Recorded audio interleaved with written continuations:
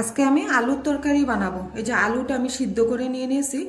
এখানে আছে লবণ, হলুদ, জিরার গুঁড়া, ধনিয়ার গুঁড়া, লঙ্কার গুঁড়া, আর সোমবারের জন্য আছে এই যে শুকনা লঙ্কা, তেজপাতা, এখানে আছে জিরা, এই যে গোটা জিরা নিয়েছি, আর ধনিয়া গোটা নিয়েছি। এখানে আছে তেঁতুল। তেঁতুলটা আমি জল দিয়ে ভালো করে চিপিয়ে নিব। এখন আমি কিভাবে আলুর তরকারিটা বানাবো সেটা আপনাদেরকে আমি দেখিয়ে দিচ্ছি। এই যে আলুটাকে দেখেন এইভাবে আমি ভেঙে নিব। এই যে এইভাবে সবগুলো আলুকে আমি এইভাবে ভেঙে নিব। এখন এই যে দেখেন তেঁতুলটা নিয়ে নিয়েছি। এটার মধ্যে আমি এখন জল দিয়ে দেব একটু।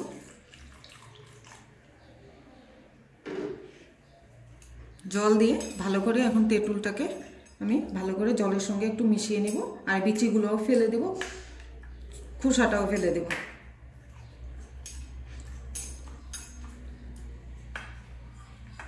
এই যে দেখেন জলটা বের হয়ে গেছে। এই যে আমি এগুলো ফেলে দেব। এখন কড়াইতে দেখেন সরষের তেল দিয়ে দিয়েছি আমি। তেলটা গরম হয়ে গিয়েছে। এর মধ্যে এখন দিয়ে দিচ্ছি এই যে দেখেন শুকনা লঙ্কা, জিরা, ধনিয়া, সেগুলো দিয়ে দিচ্ছি। আর এই যে দিয়ে দিব তেজপাতাটা। এই যে সব জিনিস দেখেন লাল হয়ে গেছে। এর মধ্যে আমি এখন দিয়ে দিচ্ছি এই যে ভেঙে রাখা আলুগুলো। এই যে দিয়ে দিচ্ছি লবণ, দিয়ে দিব হলুদ।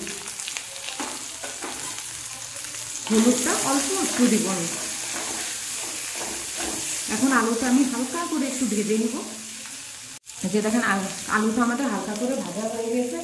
এর মধ্যে আমি দিয়ে দিচ্ছি জিরার গুঁড়া, লঙ্কার গুঁড়া আর ধনিয়ার গুঁড়াটা দিয়ে মশলাগুলোকে আমি ভালো করে একটু আলুর সঙ্গে মিশিয়ে নিব। এই যে মশলাগুলো দেখেন আলুর সঙ্গে আমি মিশিয়ে নিয়েছি। আমি এটার মধ্যে এখন দিয়ে দিব জল। জলটা কিন্তু আমি গরম করে রেখেছি। জলটা দিয়ে দিচ্ছি।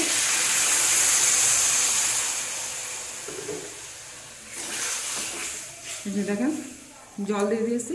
এই আলুর তরকারিটা আপনারা রুটির সঙ্গেও খেতে পারবেন। আমার এই আলুর তরকারির রেসিপিটা যদি ভালো লাগে তাহলে আপনারা লাইক করবেন, শেয়ার করবেন, সাবস্ক্রাইব করবেন। ঝোলটা ফুটবে, তারপরে নামানোর একটু আগে তেঁতুলের জলটা আমি দিয়ে দিব এটার মধ্যে। এই যে দেখেন ঝোলটা ফুটেছে।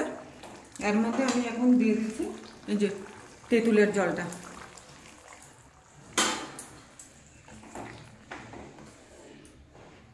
দিয়ে আর 1 মিনিট হবে, তারপরে আমি নামিয়ে দেব। এই যে দেখেন আমাদের আলুর তরকারিটা কি সুন্দর হয়েছে। এখন আমি এটাকে নামিয়ে দিব।